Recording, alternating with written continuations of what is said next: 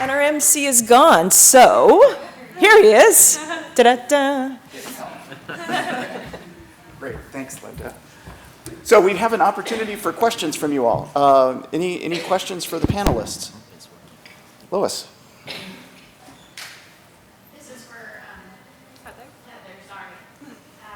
Is there a point at which, after you draft and release, you're going back to the authors to make sure you haven't misinterpreted any information? Oh, absolutely. We do the whole thing with researcher input because we obviously don't want to make any errors. So they usually get to edit our release once, or at least once before I send it even to my editors to look at, and then again after my editors have made changes.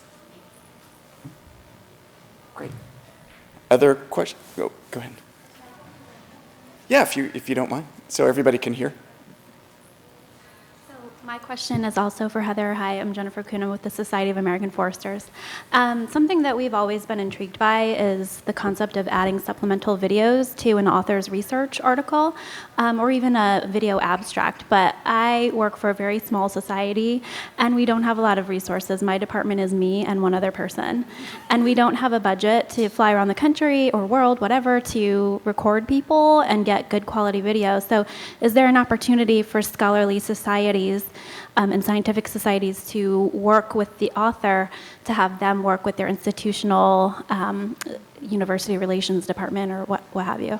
I imagine there would be lots of opportunity for that, but I think you would still need to probably identify the stories that where the... Do you want to grab the mic? Oh, sure, sorry. I think there would still need to be a little bit of a conversation about, is this a good story for the institution to tell from a news perspective? Because if they're going to invest the resources into creating a short video, they're going to want to use it for their own purposes. But otherwise, I think absolutely. I don't know if you have anything to add. Thank you.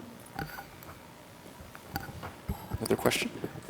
Hi, my question's for you, Mark. I'm Miranda Paley with the American Chemical Society, and I work for another open access publication. And I was intrigued in your timeline where you said editorial sets the date which becomes embargo. I know that PLOS is anti-embargo in the classic sense of delaying publication, but how do you balance that getting it out quickly and making time? And do you have any tips? Because we struggle with the same thing. Right. So that's sort of a fixed time from production. So it's not a traditional scheduling where the editors decide this article is going to go into this issue. We have a continuous publication program for all 7 of our journals. That it's really that step in the editorial process when we say, okay, this is not just accepted for publication, but all of the final comments that the reviewers have made have been incorporated into the article, and we are sending it off to our conversion vendor to create the XML and PDF. So at that point, we know we have X number of days before we'll get the XML and PDF back that we can post online. So that's when we set the embargo date. Okay, this is maybe nitpicky. What about galley corrections? The author, that's our black box. Yes. Yeah. Only 3 of our publications do galley corrections. So it's PLOS Biology, PLOS Medicine, and PLOS Genetics. All of the other journals skip that step.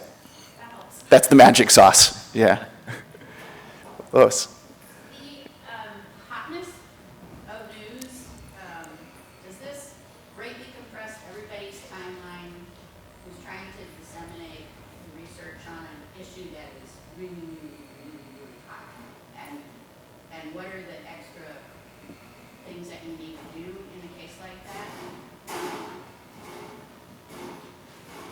Brian, you're nodding. Why don't you field that? If I understand the question correctly, you're saying there is potentially a competitor that's publishing something? No. It's that, all right, let's say that your researchers are working on cybersecurity, and there's been a major hack of hospital records, and they're being held hostage or whatever. And your researcher who's doing work on this kind of cybersecurity issue has something to say about this. So Right. So first of all, how do you get the researchers to tell you that this is what they're doing? Or how do you find it within your institution? That's just one aspect that I'm curious about. Right. So in Heather's presentation, she talked about the reactive part of her job, which is where people like Linda goes to an institution and say, I'm doing a story on cybersecurity because of this breaking news, and I need a researcher to help put this in perspective for me. So in that sense, that scientist is giving perspective and not necessarily talking about the work in the context of that paper, but their expertise in general. So that happens on a daily basis. In fact, when we were working together, that's about half of our job, is taking calls from Linda. Well, not just from Linda, but taking calls from people like Linda who says, I need an expert in 15 minutes. And that's where the relationship building is really important. And your role in that is when you talk to PIOs and authors and encourage them to talk to each other, you're actually helping people like Heather get to know her institution a lot better. Rory? Linda, how important is the embargo of the study? How less likely would you be to cover a study if there's no embargo? For example, we rush into publication? Yeah, I mean, I honestly don't care if my story goes before another outlet, but my boss sure does. So yeah, you really want to do it the day that it comes out. Unless no one else is doing it, then it doesn't matter. But it's hard to take that chance, so you do try to do it right away. Yeah. Yeah, that's a good question, Roy. I have a question for the group. So recently there was a meeting in Washington, or actually technically Bethesda, called ASAP Bio, which was a meeting about preprint servers, the idea of putting articles online and making it available where the articles have not yet been peer reviewed. And we discussed this on one of our preliminary phone calls. I'd be interested in getting your feedback on what you think of preprints. Are they newsworthy or not? Well, maybe I'll put Linda on the spot first and say, as a veteran science reporter, how important is the peer review of a study in terms of your coverage of it? To me personally, it's important.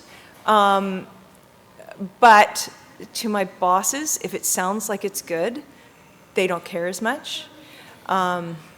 So you can have a bit of a struggle there with that. And usually the bosses win out unless you're really willing to fight it. But that doesn't happen very often at all, honestly. But yeah, I mean, if you know science, you care about peer review. If you don't know about science and something looks super interesting and maybe controversial, then you might be pressured to do it because everyone else in the newsroom really wants it. I'll say from my perspective, often when a researcher reaches out saying, hey, I have this interesting findings or interesting study, my first question is, has it gone through the peer review process and has it been accepted already? If it hasn't, then I don't usually start working on it until we get to that stage.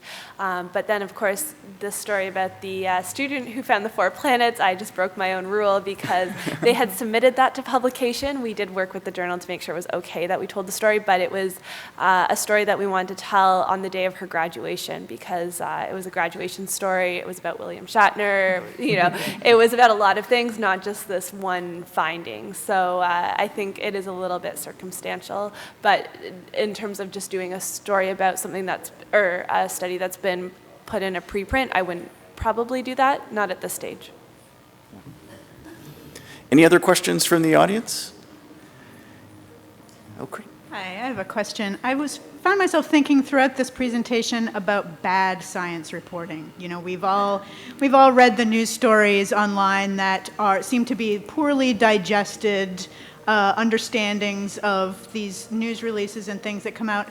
What can we do to preclude that from happening? There aren't a lot of, like Linda was saying, there aren't a lot of experienced science reporters, especially for print and TV media, and the ones that are online don't have science as a specialty. How can we as kind of an industry and work with the researchers as well to try to keep that from happening. I'll just ask a question to the audience. How many people watched the John Oliver clip about? Yeah, it's very funny. So if you haven't, I would recommend watching that. But that's probably something you're referring to. That's a good question. I think how do we stop it as a society? That's a more challenging question. But from our perspective, we really do try to focus on the stories that have the greatest implications, but are founded in real science. I can't think of a time we put out a story about, chocolate says it reduced heart attacks or something like that. So we do try to find the interesting but also valuable news and health stories. It's hugely frustrating. And I know when I was sort of more starting out doing science, even a long time ago, I was faced with winning the trust of people because they had been burned so badly. And I would have to try to convince them, just give me a shot, I'm not those other people. We're all individuals. We're not all like that. We don't all look for the most sensational, worst part of something. And then eventually, because I've been doing it so long now, I think I have a lot of trust in the industry. But it makes me crazy when I see it, But usually, fortunately, my station, I do most of the science reporting, but sometimes even the writers and the producers will write things. And, just like voiceovers and stuff that have come over the newswire. And, the big one that will get them is when a pharmaceutical company comes out with this new wonder drug and they'll write something about, oh my gosh, there's a cure for this. And if I read it, I'll go, no, you can't do that. That's not what that is. I'm constantly explaining. It's really frustrating. And that's what I was saying too in my little talk about how it really behooves the person being interviewed to just really work at saying things as clearly and simply as possible so the reporter leaves with a clear idea of what we're actually talking about here. How many of you saw the whole shenanigans around cell phone radiation recently? Yeah, so I think the nice thing about science journalism is that a lot of times bad coverage get a self-correcting cycle. Good science reporters will come out and say that is a really bad story. You shouldn't have covered it that way. And we don't typically see that in political coverage. So I think there is a bit of self-correcting cycle there, but because there is so much news out there, you can't catch them all. So I agree with Linda. It starts with the source. The scientists need to communicate better. And the nice thing is a lot of institutions do have people like Heather, who part of her job is to work with scientists to help them communicate better. A lot of them do have it in them, but they're so used to talking jargon with their colleagues, that's the only thing that they know.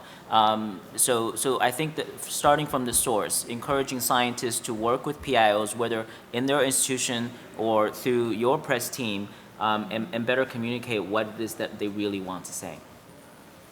That's great. Well, please join me in thanking Linda, Brian, and Heather. Great panel. And thank you all for coming. Really appreciate it. Yay, you.